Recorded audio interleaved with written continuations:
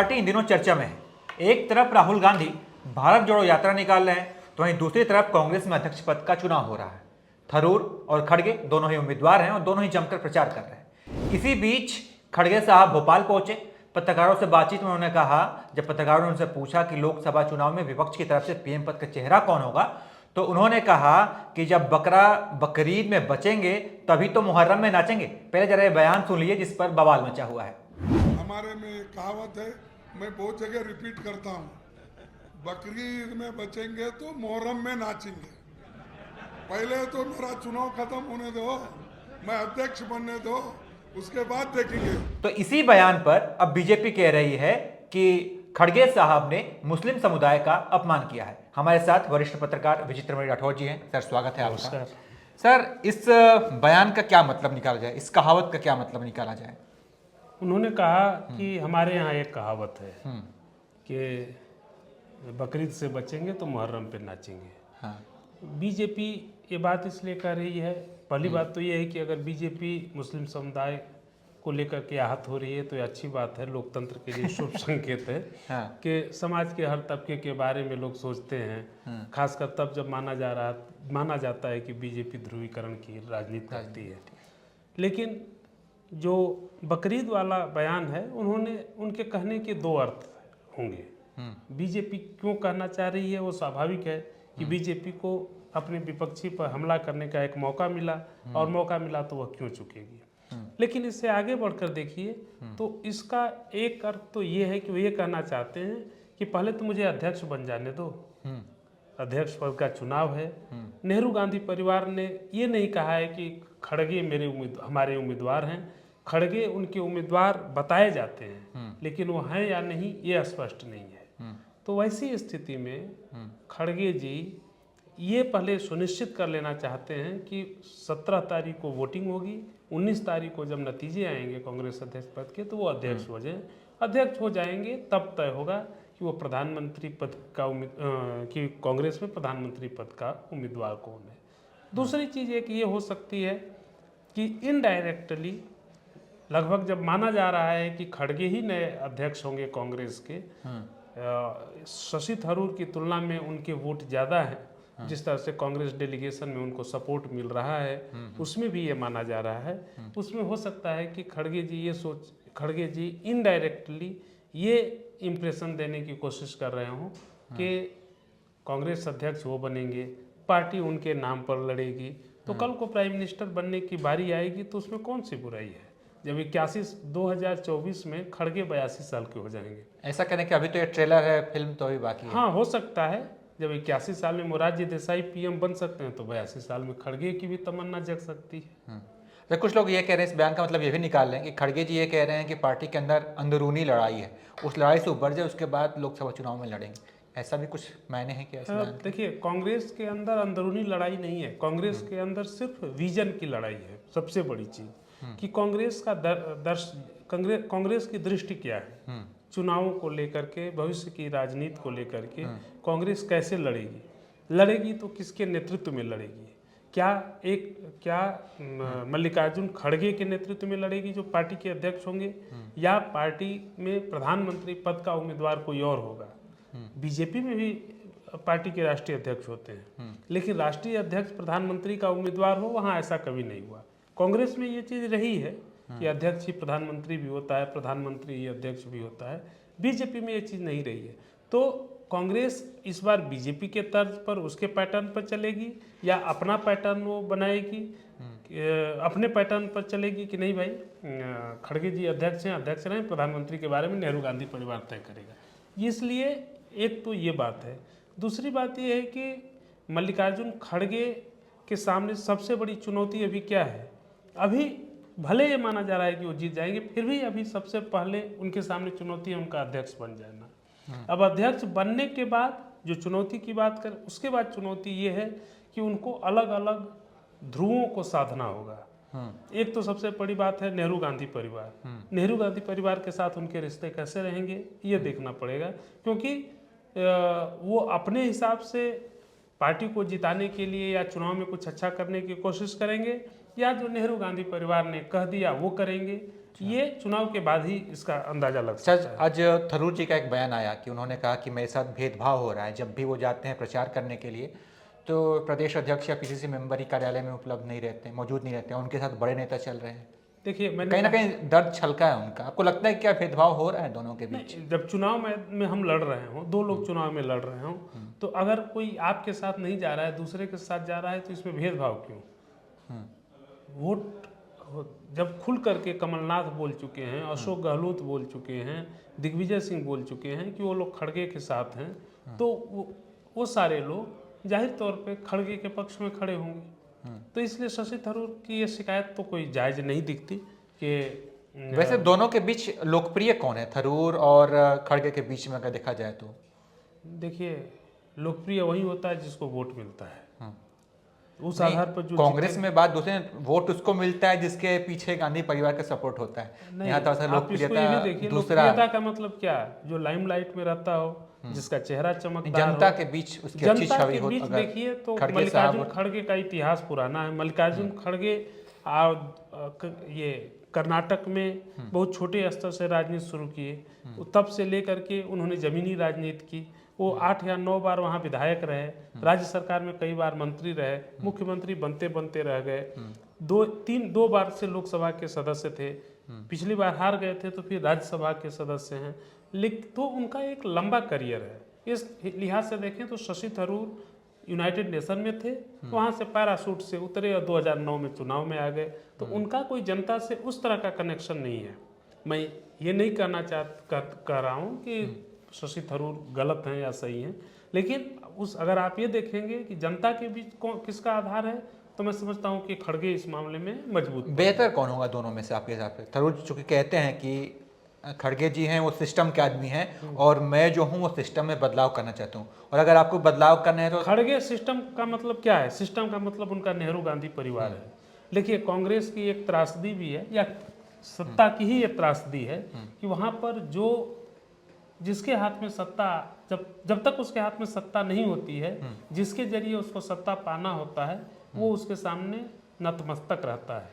लेकिन जैसे ही सत्ता उसके हाथ में आ जाती है, वो अपने सत्ता के रंग में रंग जाता है।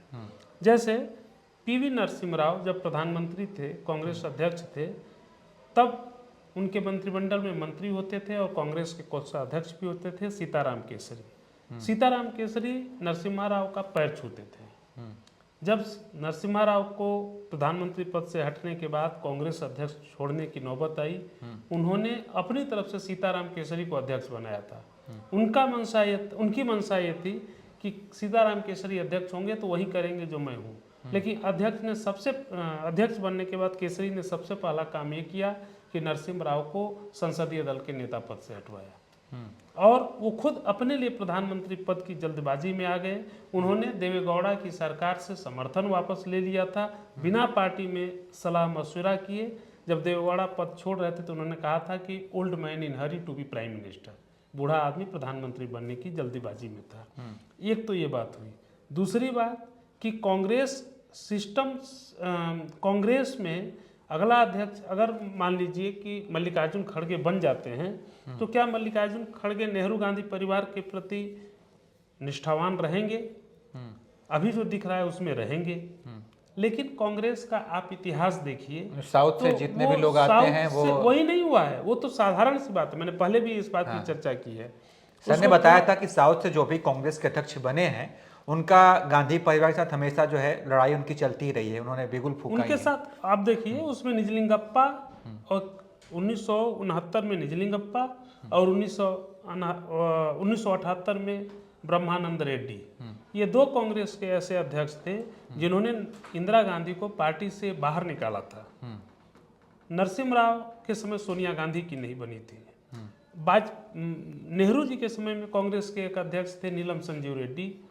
तो चूंकि नेहरू जी का तो कद इतना बड़ा था कि दूसरे लोग उसको छू नहीं सकते थे, लेकिन बाद में इंदिरा गांधी से उनकी नहीं बनी थी। जब कांग्रेस ने अपना घोषित माने औपचारिक उम्मीदवार, आधिकारिक उम्मीदवार राष्ट्रपति पद के लिए 1969 में नीलम संजीव रेड्डी को घोषित किया, इंदिरा गांधी प्रधानमंत्री थी, वो अपनी ही पार्टी के उम्मीदवार के विरुद्ध जाकर के वीवी गिरी को उन्होंने मैदान में उतार दिया था। तो ये स्थिति रही। तो मेरा ये कहने का है कि इस बार दोनों दक्षिण भारत से ही हैं। अध्यक्ष पद के लिए कौन चुन के आता है, शशि थरूर की बातों से ये जरूर लग रहा है कि उनको ये लग रहा है कि वो जीत नहीं सकते हैं।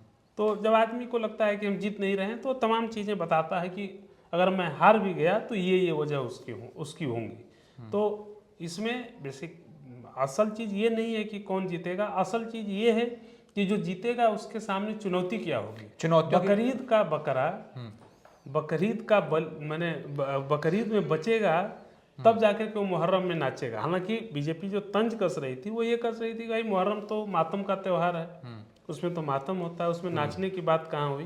तो हमें लगता है कि कई बार भावों पर जाना चाहिए, हर जगह शब्द पकड़ने से काम नहीं चलता है। जैसे आपने कहा कि जो कांग्रेस का नया अध्यक्ष बनेगा उसके सामने तमाम चुनौतियां होंगी। सर चुनाव तो आते जाते रहेंगे, लोकसभा विधानसभा चुनाव जो भी हैं। कांग्रेस के अंदर अभी सबसे बड़ी समस्या क्या है जिस पर आने वाले अध्यक्ष को ध्यान देना चाहिए कि हाँ इस चीज को दुरुस्त करना है? कांग्रेस की सबसे बड़ी समस्या अभी नेतृत्व की है। नेतृत्व का 24/7 राजनीति में रमे और डटे रहने का है। कांग्रेस की सबसे बड़ी चुनौती में एक चुनौती है कि कांग्रेस चुनावी, खास जब वो चुनावी राजनीति में है तो चुनाव को लेकर कैसे रणनीति बनानी है, कैसे लोगों को अपने से जोड़ना है, कैसे नेताओं को अपने साथ जोड़ना है, जनता के बीच कैसे विश्वास हासिल करना है और सरकार की नाकामियों को कैसे गिनाना है, इसके लिए कोई एक सतत प्रक्रिया के तहत काम नहीं होता है। अचानक जैसे अब राहुल गांधी कह लीजिए वो पदयात्रा कर रहे हैं, ये पदयात्रा का असर हो सकता है, लेकिन पदयात्रा के असर के लिए ये जरूरी है कि आप चुनाव में भी उतनी ही संजीदा तौर से देखें। आप देखिए कि गुजरात में चुनाव में प्रधानमंत्री 3 दिन अभी घूम कर आए हैं। अभी आज वो हिमाचल प्रदेश में है, चंबा और ऊना में। आज गृह मंत्री अमित शाह गए हुए हैं गुजरात में। कांग्रेस का कोई नेता, ठीक है राहुल गांधी मान लेते हैं पदयात्रा कर रहे हैं, लेकिन सोनिया गांधी अस्वस्थ है, लेकिन प्रियंका गांधी क्या कर रही हैं? ना असम में, ना हिमाचल प्रदेश में दिख रही हैं, ना गुजरात में दिख रही हैं। तो दोनों राज्यों को आपने शून्य में छोड़ दिया है। जिनको सरकार से नाराजगी होगी उनको समझ में नहीं आता कि वो क्या करें। तो कांग्रेस इस मामले में पब्लिक के सवालों के लिए जवाबदेह है क्योंकि वो मुख्य विपक्ष है, इसलिए उसकी सक्रियता ज़्यादा जरूरी थी या है इन राज्यों में, वो नहीं दिख रही है। खड़गे के एक बयान का मतलब आपने ये भी बताया था कि हो सकता है वो ये कहना चाहते हैं कि अभी अध्यक्ष बन लूँ फिर पीएम भी बनूंगा। तो विपक्ष की तरफ से पीएम पद के चेहरे खड़गे क्या बन सकते हैं? कितने काबिल हैं इस पद के लिए? देखिए, काबिल होना एक बात है, इच्छा होना दूसरी बात है। इच्छा जो भी है, राजनीति में जाएगा क्यों नहीं होगा? कौन है ऐसा राजनीति में जिसे प्रधानमंत्री बनने की इच्छा नहीं रहती है? प्रधानमंत्री नरेंद्र मोदी बोलते हैं कि कुछ बनने की नहीं कुछ करने की सोचो। लेकिन वो बातें ठीक हैं, आदर्श की बातें हैं, लेकिन क्या स्वयं प्रधानमंत्री में प्रधानमंत्री बनने की इच्छा नहीं थी? सब में होती है। एक वरिष्ठ पत्रकार ने अपनी किताब में लिखा है कि जब प्रधानमंत्री जी मुख्यमंत्री थे गुजरात के, तो उन्होंने पूछा कि प्रधानमंत्री जी से कि नरेंद्र भाई क्या आप प्रधानमंत्री बनना चाहते हैं क्या? तो उन्होंने कहा क्यों भाई, कोई अगर रिपोर्टर एडिटर बन सकता है तो चीफ मिनिस्टर प्राइम मिनिस्टर क्यों नहीं बन सकता? यही नहीं, ये तो इनकी बात होगी। दूसरे एक लाल बहादुर शास्त्री भी प्रधानमंत्री थे। शास्त्री जी की एक ऐसी छवि है कि मानो संत थे। एक बार जब पंडित जवाहरलाल नेहरू के बारे की तबीयत खराब रहने लगी और ये माना जाने लगा कि पता नहीं वो कितने दिन तक रहेंगे नहीं रहेंगे, तो कुलदीप नैयर जो वरिष्ठ पत्रकार थे उन्होंने लाल बहादुर शास्त्री से पूछा कि सर जब नेहरू जी के बाद तो वो तो आप ही को प्रधानमंत्री बनाना चाहेंगे? तो शास्त्री जी ने कहा कि नहीं, पंडित जी के मन में तो उनकी पुत्री है।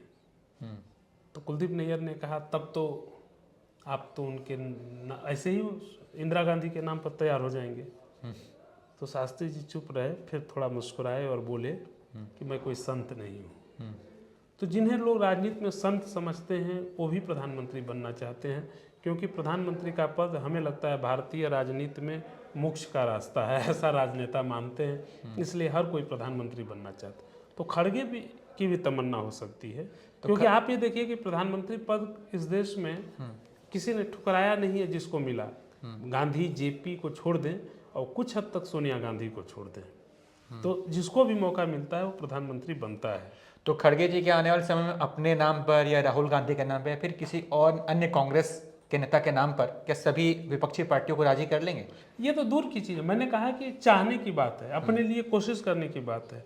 नीतीश कुमार बार बार कहते हैं कि मैं पीएम पद की रेस में नहीं हूँ, लेकिन सब जो वो जितने जोर से या जितनी शिद्दत से कहते हैं कि मैं नहीं हूँ, वो लगता है कि उतनी ही शिद्दत से वो हैं। ललन सिंह बार बार कहते रहते हैं कि पीएम मटेरियल है। बिल्कुल, उनके होने से नहीं होगा ना।